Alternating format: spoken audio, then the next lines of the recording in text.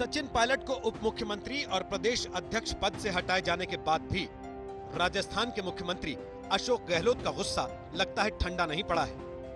3 दिन तक चले पायलट कांड के बाद जब पहली बार अशोक गहलोत का मीडिया से सामना हुआ तो उन्होंने पायलट को खूब खरी खोटी सुनाई। हमारे यहाँ पर डिप्टी सीएम हो, पीसीसी प्रेसिडेंट हो, वो खुद ही डील करे। अगर मान लो मुझसे मोबाइल नंबर दीजिए, हमें नाम दीजिए, हमें षड्यंत्र में शामिल हो, वो सफाई दे रहे हैं। नहीं, हमारे यहाँ कोई हॉस्टल नहीं हो रही थी। अरे तुम तो खुद ही षड्यंत्र में शामिल थे। कोई अच्छा इंग्लिश हिंदी बोलना, अच्छी बाइट देना, वो सब कुछ नहीं होता। अच्छे हैंडसम पर्सनैलिटी होना सब कुछ नहीं होता है। आपके दिल में क्या है देश के लिए, आपका कमिटमेंट क्या है, आपकी विचारधारा, नीति, कार्यक्रम जो है आपकी पार्टी के, कितना बड़ा कमिटमेंट है आपका, ये सब देखा जाता है। आप 40 साल अधिक राजनीति करते हो गए। ये नई पीढ़ी जो आई है, जिसके बारे में हम कहते हैं हम उनको पसंद नहीं करते, बिल्कुल गलत है। राहुल गांधी पसंद करता है, सोनिया गांधी पसंद करती है, अशोक गहलोत पसंद करता है। मैंने कहा इनकी रगड़े नहीं हुई थी, इसलिए तकलीफ होती है। ये समझ नहीं पा रहे, इनको केंद्रीय मंत्री बन गए, पीसीसी अध्यक्ष बन गए। अगर रगड़ी होती तो और अच्छा ढंग से काम करते। सचिन पायलट ने भी चुप्पी तोड़ी है। इंडिया टुडे मैगजीन को दिए एक्सक्लूसिव इंटरव्यू में पायलट ने एक बात साफ कर दी कि वो बीजेपी में जाने वाले नहीं हैं। इशारों में ये भी बता दिया कि जब तक राहुल गांधी पार्टी अध्यक्ष थे सब कुछ ठीक था, कमान बदलते ही उनके साथ रवैया भी बदल गया और आत्मसम्मान के लिए उन्हें मोर्चा संभालना पड़ा। आप अशोक गहलोत से नाराज क्यों हैं? मैं उनसे नाराज नहीं हूं और ना ही किसी तरह की कोई स्पेशल शक्ति मांग रहा हूं। मैं बस इतना चाहता हूं कि कांग्रेस की सरकार राजस्थान में लोगों को किए हुए वादों को पूरा करे जो चुनाव के दौरान किए गए थे। क्या आप बीजेपी में शामिल होंगे? मैं भाजपा ज्वाइन नहीं कर रहा हूं। मैं भी यही कहना चाहता हूं कि मैं अपने लोगों के लिए काम करता रहूंगा। मैं किसी बीजेपी नेता से नहीं मिला।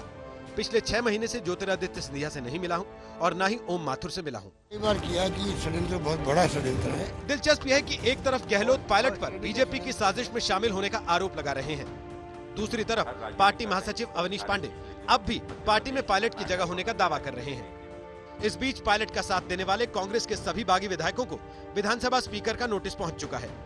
19 विधायकों से 17 जुलाई की शाम तक जवाब मांगा गया है। यानी आगे की लड़ाई विधानसभा में लड़ी जाएगी, जहां अशोक गहलोत की सरकार को विश्वास मत हासिल करने की नौबत आएगी या नहीं, ये अब तक तय नहीं है, क्योंकि बीजेपी अविश्वास प्रस्ताव लाने को लेकर कश्मकश में है। जो परिस्थिति बनेगी, 2 बातें हैं कि यहाँ की कुल मिलाकर परिस्थितियां और उसके बाद केंद्र के निर्देश, उन दोनों की पालना हम लोग करेंगे। तो लेकिन हमारी, जैसे मैंने कहा, प्राथमिकता ये सरकार जाए और एक लोकप्रिय सरकार आए। हमारी कोशिश होगी कि कोई स्थिर, मजबूत और जनता के मन की सरकार बने। इस फ्लोर टेस्ट के बिना इस बात का पता नहीं लगेगा कि वास्तव में किसके साथ कितने वोट है कि नहीं।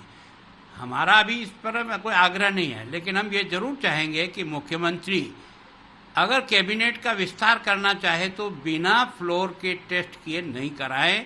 राज्यसभा चुनाव से लेकर अब तक मुख्यमंत्री अशोक गहलोत लगातार बीजेपी पर हमला बोलते आ रहे थे कि बीजेपी उनके सरकार को गिराने की साजिश कर रही है और अपने घर के बारे में कह रहे थे कि कांग्रेस में सब कुछ ठीक है। लेकिन आज पहली बार मुंह खोलते हुए कहा कि हमारे प्रदेश अध्यक्ष उस वक्त और उप मुख्यमंत्री साजिश कर रहे थे और वही पैसे की डीलिंग कर रहे थे, वही फोन नंबर मांग रहे थे, वही लोगों से बातचीत कर रहे थे और वो बीजेपी के नेताओं के संपर्क में थे। सीधा सीधा इल्जाम अपने घर के अंदर अपने ही पूर्व उप मुख्यमंत्री और पूर्व प्रदेश अध्यक्ष पर लगाया है। यानी झगड़ा कांग्रेस के घर में था, जिसका फायदा बीजेपी उठा रही थी।